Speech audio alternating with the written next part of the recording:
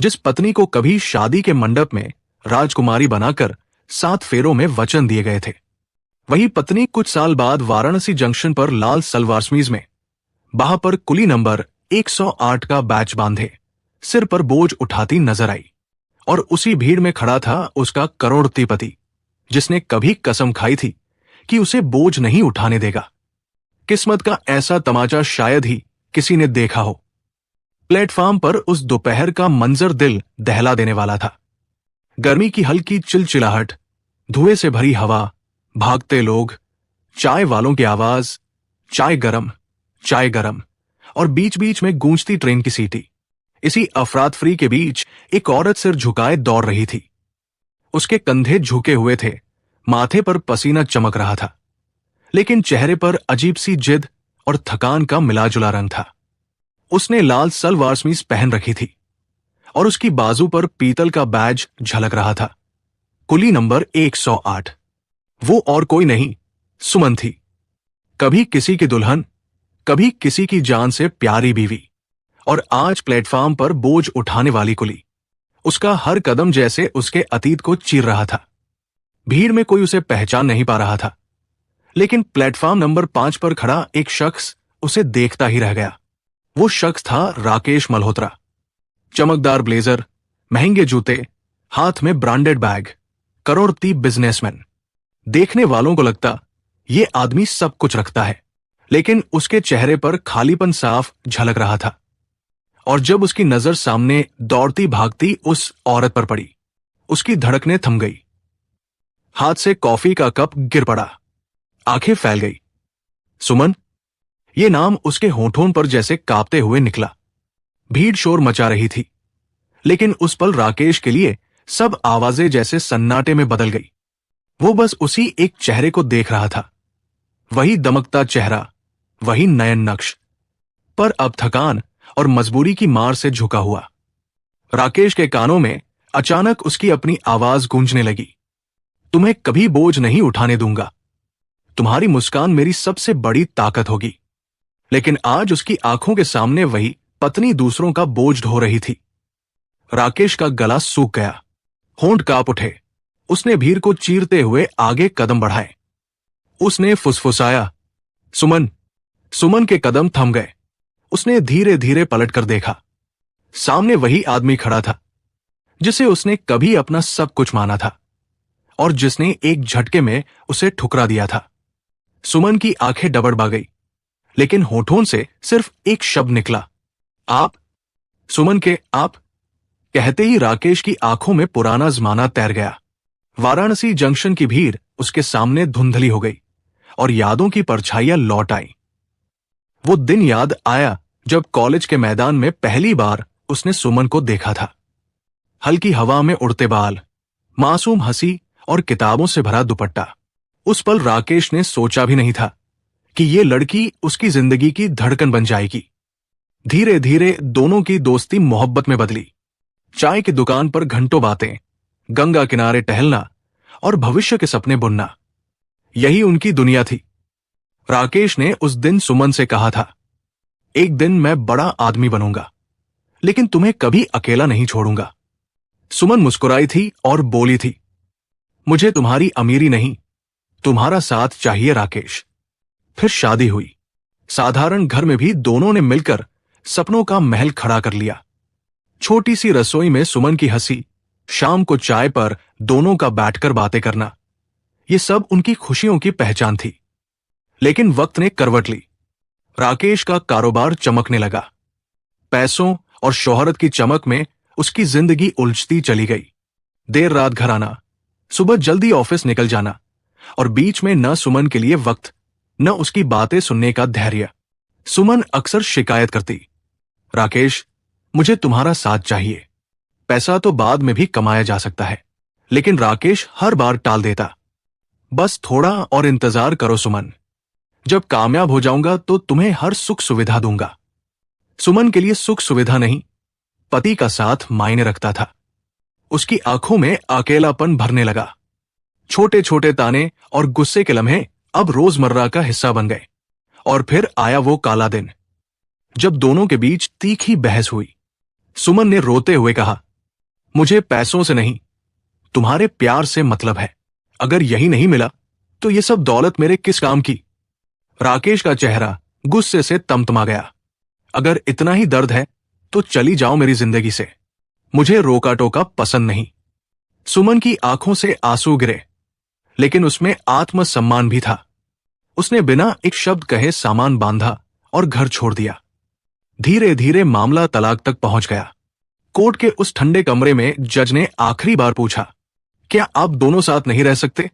दोनों खामोश रहे। वही चुप्पी उनके रिश्ते की मौत बन गई। फैसले की मुहर लगते ही सुमन के सपने टूट गए। मां बाप का सहारा कुछ दिनों में छिन गया। रिश्तेदारों ने भी मुंह फेर लिया। पढ़ाई अधूरी थी, नौकरी नहीं मिली।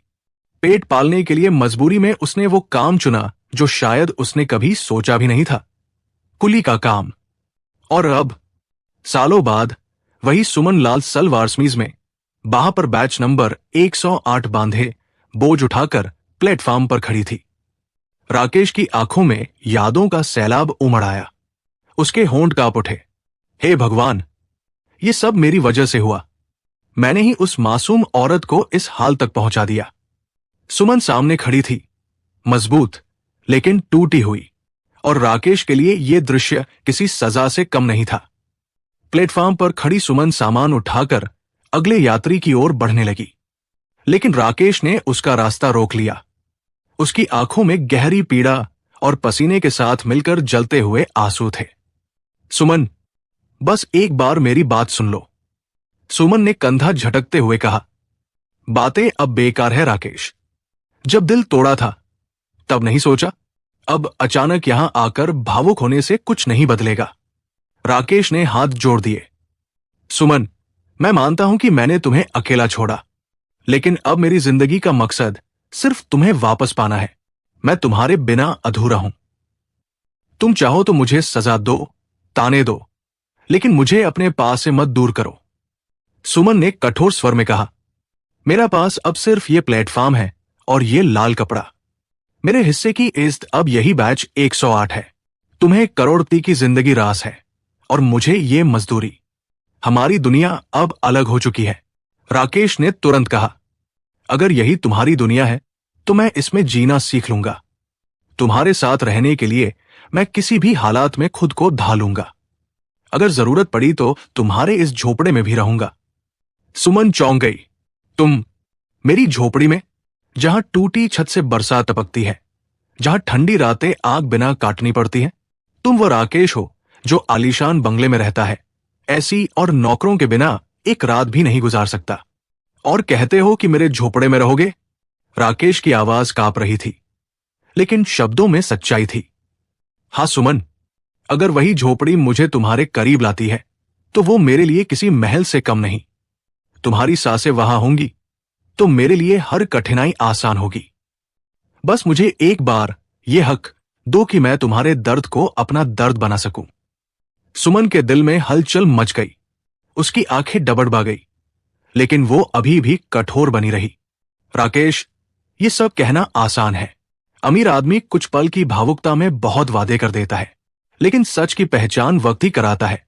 अगर सचमुच मेरे साथ जीना है तो आओ मेरे झोपड़े में, देखूंगी कितने दिन टिकते हो। राकेश ने बिना एक पल सोचे जवाब दिया।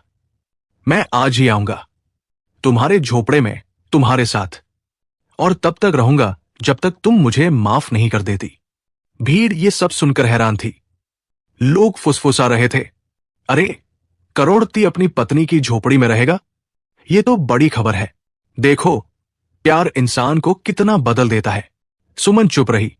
उसके चेहरे पर कठोरता और भीतर उमड़ते आंसुओं की लड़ाई साफ झलक रही थी। उसने धीरे से कहा, ठीक है राकेश, अगर तुम्हारे इरादे सच है तो मेरे झोपड़े का दरवाजा आज रात तुम्हारे लिए खुला होगा। वहां न तुम्हारे लिए बिस्तर होगा, न एसी की हवा, न तुम्हारे महंगे खाने, सिर्फ गरीबी होगी और मेरे जीवन का दर्द। अगर सह सके तो सह लेना। राकेश ने दृढ़ स्वर में कहा, तुम्हारा दर्द ही मेरी सजा है सुमन, और मैं ये सजा 1000 बार सहने को तैयार हूं। उसकी आंखों में अब कोई बनावट नहीं थी, सिर्फ पछतावा और प्यार की सच्चाई थी। सुमन ने उसकी ओर देखा और पहली बार उसके दिल की बर्फ पिघलने लगी। रात ढल चुकी थी। वाराणसी की गलियां दीपकों की टिमटिमाती रोशनी में डूबी हुई थी। सुमन थकीहारी प्लेटफॉर्म से लौटकर अपने झोपड़े की ओर चली गई। रास्ते में मिट्टी की पगडंडी, टूटी फूटी दीवारें और चारों तरफ अंधेरा पसरा था। उसके दिल में तूफान मचा था। क्या राकेश सचमुच आएगा, या ये भीड़ के सामने कहे गए कुछ शब्द मात्र थे? लेकिन जैसे ही उसने झोपड़ी का पर्दा हटाया, उसके पीछे किसी के कदमों की आहट गूंजी। वो पलटी, सामने राकेश खड़ा था। हाथ में उसका ट्रॉली बैग नहीं, बल्कि वही साधारण थैला था जिसमें उसने रास्ते से कुछ सब्जियां खरीदी थी। सुमन हैरान रह गई। तुम सचमुच आ गए? राकेश ने हल्की मुस्कान के साथ कहा। हाँ सुमन, तुमने कहा था कि झोपड़ी का दरवाजा खुला होगा, और मैं यहां हूं। आज रात से मैं तुम्हारी इस दुनिया में ही रहूंगा। सुमन चुप रही। उसने पर्दा हटाया और अंदर जाने का इशारा किया। झोपड़ी के भीतर बस एक पुरानी चारपाई, कोने में मिट्टी का चूल्हा और दीवार पर लटकती लालटेन थी। छत की बांस की टहनियों से बारिश में टपकने वाले पानी के निशान साफ झलक रहे थे। राकेश ने चारों तरफ देखा और उसकी आंखें भर आई। हे भगवान, मेरी वजह से तुम्हें इस हालत में रहना पड़ा और मैं महलों में सोता रहा। सुमन ने कठोर आवाज में कहा, यह मेरी दुनिया है राकेश। अब यही मेरी इज्जत है। अगर रहना है तो इन हालात के साथ रहना होगा।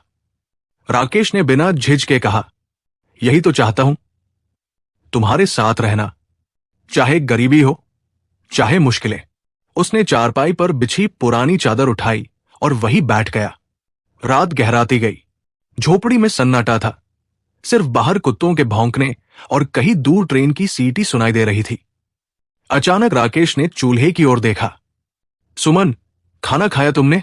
सुमन ने अन्य ढंग से कहा, 2 रोटियां बची है, मैं खा लूंगी। राकेश ने चूल्हे के पास जाकर लकड़ियां सुलगाई और सब्जियां काटने लगा। सुमन अवाक देखती रही। तुम रसोई करोगे? राकेश मुस्कुराया। क्यों नहीं? जब हम शादी के बाद छोटे घर में रहते थे, तब भी मैं तुम्हारे साथ चाय बनाया करता था। आज भी वही कर रहा हूं। सुमन की आंखें भर आई। वो चुपचाप उसे देखती रही। कुछ देर बाद मिट्टी के चूल्हे से उठती खुशबू ने झोपड़ी को भर दिया। राकेश ने सुमन को थाली में रोटियां परोसी और कहा, आज पहली बार लग रहा है कि मैं इंसान हूं, सिर्फ करोड़ती नहीं। सुमन का दिल कांप उठा। उसने कांपते हाथों से रोटी उठाई, लेकिन आंखों से आंसू टपक पड़े। राकेश, तुम सचमुच बदल गए हो, या बस कुछ दिनों का जोश है? राकेश ने थाली उसके सामने रखकर उसका हाथ थाम लिया। सुमन, अगर ये जोश है तो ये मेरी सांसों के साथ खत्म होगा, और अगर ये सच्चाई है तो ये मेरी आखिरी सांस तक रहेगा। अब मेरे लिए इस पैसों से नहीं, तुम्हारे साथ से है। सुमन की कठोरता धीरे धीरे पिघल रही थी। उसके दिल में बरसों से जमी बर्फ दरकने लगी। उस रात दोनों एक ही झोपड़ी में बैठे रहे। बाहर चांदनी थी और अंदर उनके बीच सन्नाटा। लेकिन उस सन्नाटे में भी एक नई शुरुआत की आहट थी। अगली सुबह सूरज की पहली किरण झोपड़ी की टूटी छत से छनकर भीतर आई। सुमन ने धीरे धीरे आंखें खोली और हैरान रह गई। राकेश बाहर बैठा मिट्टी के चूल्हे पर आग जला रहा था। उसके माथे पर पसीना था, पर चेहरे पर अजीब सी तसल्ली। पास ही पुरानी केतली में दूध उबल रहा था। तवे पर रोटियां सिक रही थी और अदरक पत्ती से चाय की खुशबू पूरे आंगन में फैल रही थी। सुमन ने चौंक कर पूछा, राकेश, ये सब तुम? राकेश मुस्कुराया, लकड़ी को सीख से हिलाते हुए बोला, हाँ सुमन, सोचा तुम्हारा रास्ता थोड़ा आसान कर दूं। इतने सालों तक मैं महलों में ऐश करता रहा और तुम यहां हर दिन आग धुएं में झुलसती रही। आज लगा कि मेरी गलती का हिसाब शायद यूं ही चुकाया जा सकता है। सुमन के गले में कुछ अटक गया। उसकी आंखें भर आई। राकेश ने हंसते हुए रोटी थाली में रखी और कहा, देखो, रोटियां टेढ़ी मेढ़ी हैं। चाय में शायद चीनी ज्यादा हो गई है, पर इसमें मेरा मन है, मेरा प्रायश्चित है। सुमन चुपचाप उसे देखती रही। उसके दिल का कठोर पत्थर धीरे धीरे पिघल रहा था। वो वही आदमी था जिसने कभी गुस्से में कहा था, चली जाओ मेरी जिंदगी से। और आज वही आदमी उसके झोपड़े की चौखट पर बैठकर उसके लिए रोटियां सेंक रहा था। दिन बीते और राकेश सचमुच उसके साथ झोपड़ी की जिंदगी जीने लगा। मिट्टी के फर्श पर सोना, टपकती छत के नीचे रातें काटना, तपती दोपहरी में पंखे बिना गुजरना, सब उसने बिना शिकवा किए सहा। मोहल्ले वाले फुसफुसाते, ये वही करोड़पति है जो अब अपनी बीवी के झोपड़े में रहता है। लेकिन धीरे धीरे उनकी आंखों में तिरस्कार की जगह सम्मान उतरने लगा।